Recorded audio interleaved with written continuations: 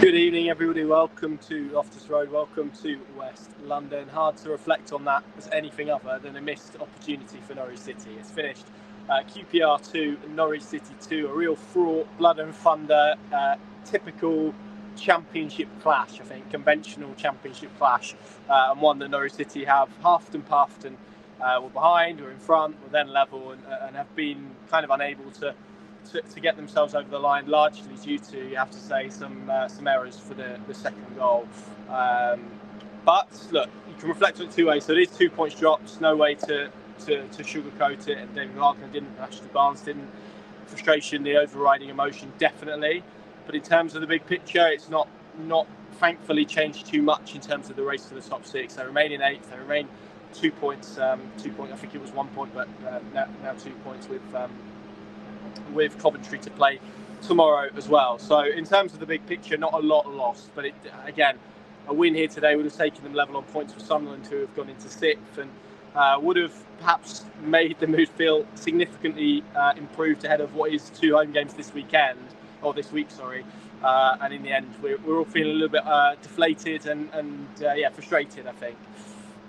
David Wagner made a series of changes, some of them in force, some of them not. Kept Christian Fashnak in the side over John Rowe, who has had a limited amount of training this week. I think he's had 2 team training sessions, so that was enough to cross the threshold that David Wagner viewed to put him in the matchday squad, but not from the start. So Christian Fashnak remained in place.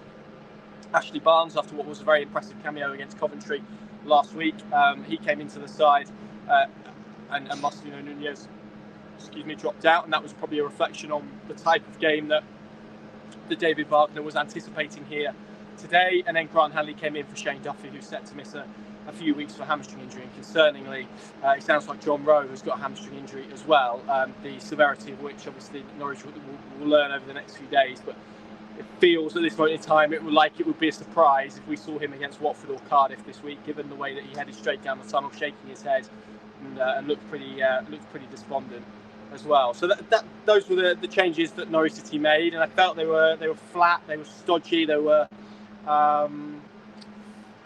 they just weren't at it in the first half. There was a lack of intensity, there was a looseness in possession, but I felt in terms of kind of want and those kind of basics of hunger and all of those elements, QPR were just a yard ahead of them to every ball, and there were a couple of turnovers and loose moments from players that you wouldn't expect. But more than anything, I felt that for the ball that they did see, they struggled to connect that with players in the final third. They seemed to lack a real spark and someone who could take the game in the way that maybe John Rowe has, Borja Sainz has in recent games. And I think that this is the struggle that you've got, because when you start with those 2 strikers, you do lose kind of a connective element in midfield, and it did feel like they were probably a number light in there at times in that first half. And QPR had some really nice spells of possession. Marti Cifuentes wants them to play with the ball, and they're not kind of a conventional route one play on the second ball type of team. They did that at points.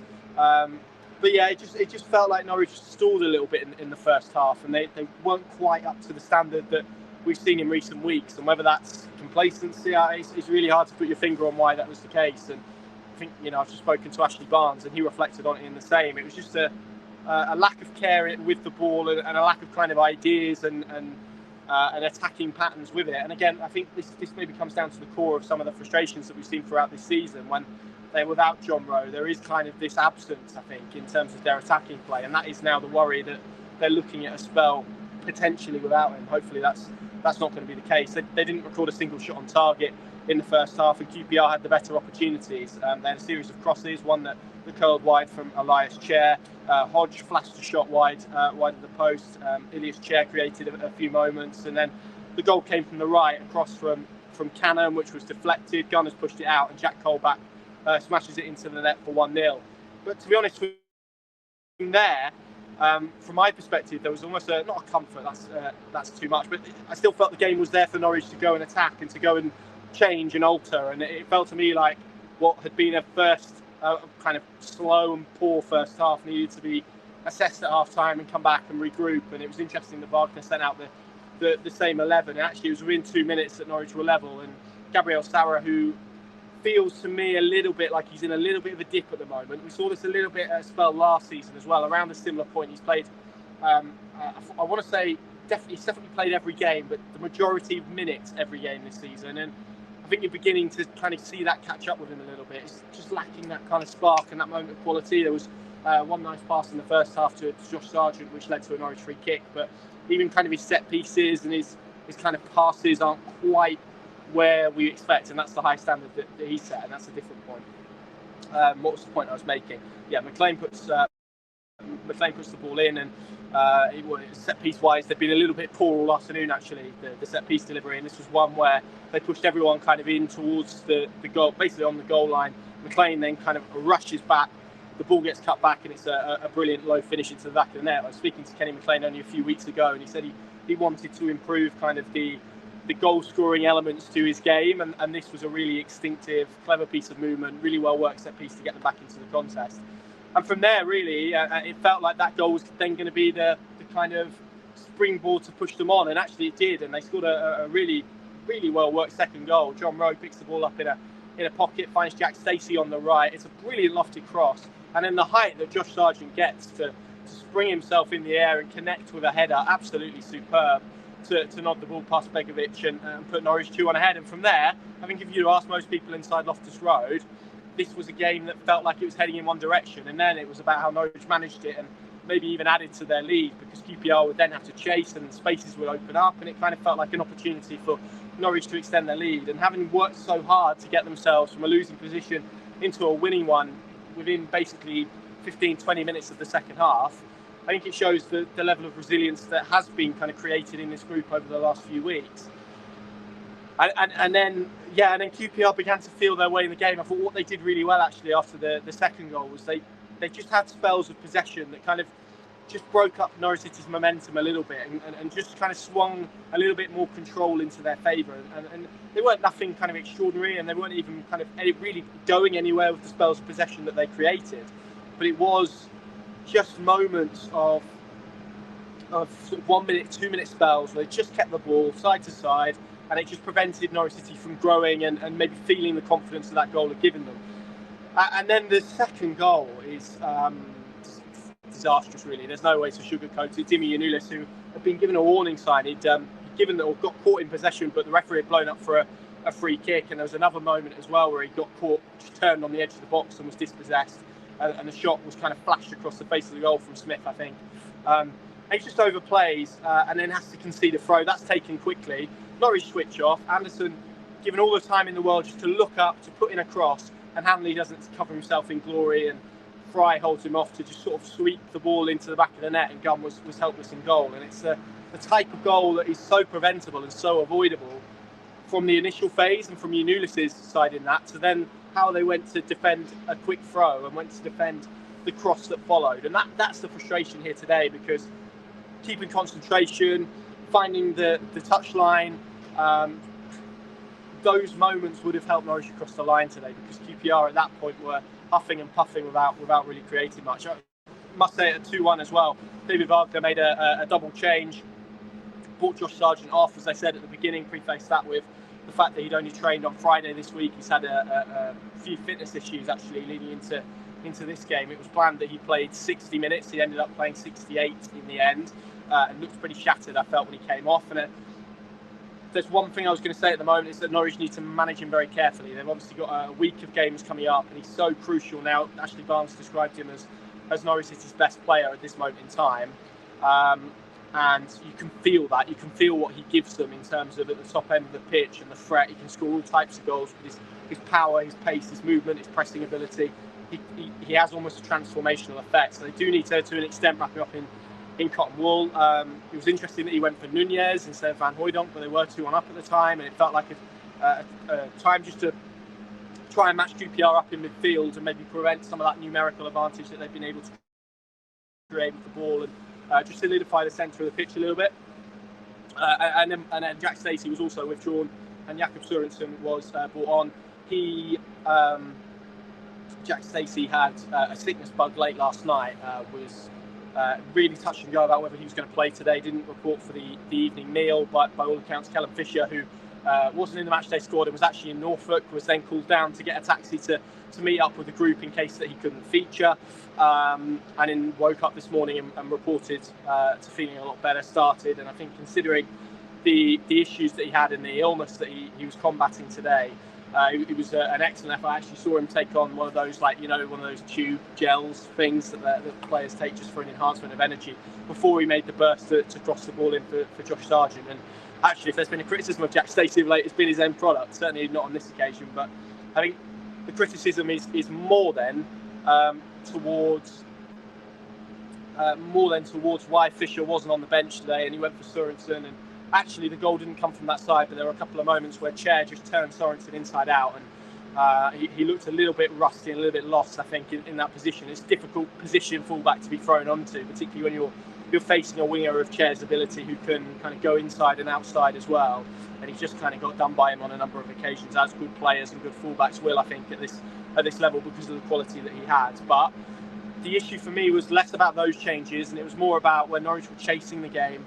It just felt to me like an opportunity where they could have put Van Hooijdonk on to support Ashley Barnes and given them a little bit more edge and a little bit more presence at the top end of the pitch. Maybe gone to a back three with wing backs and tried to stretch the game a little bit that way, and build up in that sense with Van Hooijdonk and Barnes as your two, particularly then if you engineer the ball, as Norwich City tried to do, into crossing areas. He went with Hernandez, who actually felt looked bright, and there was one really important intervention on halfway when he tracked back to win the ball off Anderson and set Norwich away on a kind of transitional moment, which was excellent. There was a cross that got deflected as well.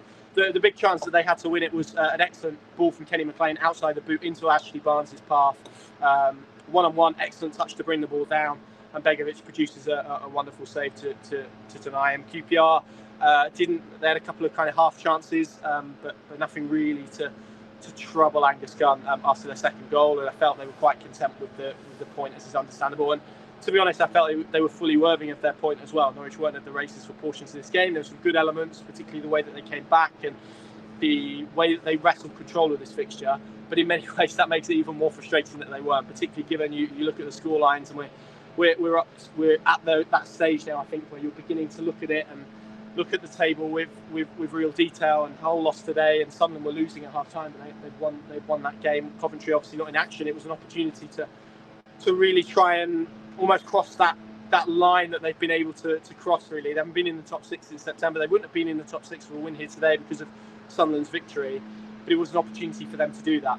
Equally, again, you look at the big picture, they've not lost ground. I think if you'd have swapped the results around, and if they'd have drawn against Coventry and won here today and taken 4 points from those two games, I think most people would have been quite content. But obviously it is the element that that's 2 points lost. And I'm sat here feeling a little bit baffled that Callum Fisher wasn't included on the bench. Not that I felt it had a detrimental impact on the game too, really, if I'm being honest. That wasn't the side that the goal came from. But certainly for me, to not introduce Sidney Van Hooijdonk in that moment when you're chasing a goal felt a little bit strange for a lad who's obviously come on loan from Serie A. I understand there's going to be a period of integration and he needs to obviously feel it, but he's only really going to feel it by getting minutes on the pitch. And yeah, it felt to me like he should have been thrown on in that instance, and he wasn't. And hey ho, it's an easy job in hindsight, isn't it, football management? And I know that.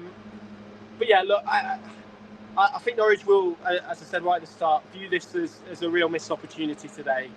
QPR have been improving and have been vastly improved under Martí Cifuentes. They're in a bit of a false position since he took over. If you started the league then to now, they'd be kind of a mid-table side. But they do have a really poor home record. I think it's the joint worst in the Championship. And again, it was a real opportunity for Norwich to come here today to stamp some authority, to back up what they've done in recent weeks against some teams in and around them. And they haven't been able to find a performance that was capable of doing that. But equally, a point just keeps them ticking over ahead of obviously a big week. And if they can beat Watford in midweek, and if they can then go and beat Cardiff next weekend as well, and take 6 points from those games, I think if they take 4 from those games, they'll be in a really healthy position ahead of some interesting games coming up away to Blackburn now, and the beginning of March, and that Sunderland Middlesbrough doubleheader I still think is going to be really difficult as well. So and it's interesting actually, they're about to face teams, and we saw it, they were really outplayed at Carrow Road by QPR, but They got beat by Watford pretty comprehensively after taking a 2-goal lead at Vicarage Road. They really struggled for parts of Cardiff, but found a win there, which was the game really where their season began to shift. And then obviously, as I mentioned, Blackburn they lost against, Middlesbrough they lost against, and Sunderland they lost against, all in that patch of really bad form. So it's a big few weeks, and Norwich obviously will be hoping that John Rowe hamstring injury isn't too bad, because and obviously we'll need to manage Josh Sargent as well. And who knows, maybe not midweek, but maybe next Saturday against Cardiff gives Wagner an opportunity just to shuffle the pack a little bit with Van Hooijdonk and various people coming in as well. Onel Hernandez, I think, has pushed himself forward for a start today based on what was a relatively bright cameo performance, even if, again, we're kind of talking about frustration as end product. So there you go. I think this was a fair result all told. I don't think there's any reason to panic necessarily. I think it's the Championship. These games against teams in the bottom three can be really difficult, as Norwich have found throughout this season, actually. Yeah, it's one to move on ahead of a big week at home where they're unbeaten since November and have kind of taken most of their points, actually. But there is obviously a feeling that they do need to win more games on the road, particularly if they are to do enough to get in the top six. And it's a result that is probably fine, I would say. It keeps them alive. It's not a disaster. Results in and around them today have helped that, but it is a missed opportunity, and that's the way we'll reflect on it. From Loftus Road, from West London, thank you very much for watching. Enjoy the rest of your weekend, and I'll see you again at Carrow Road on Tuesday for the visit of Watford.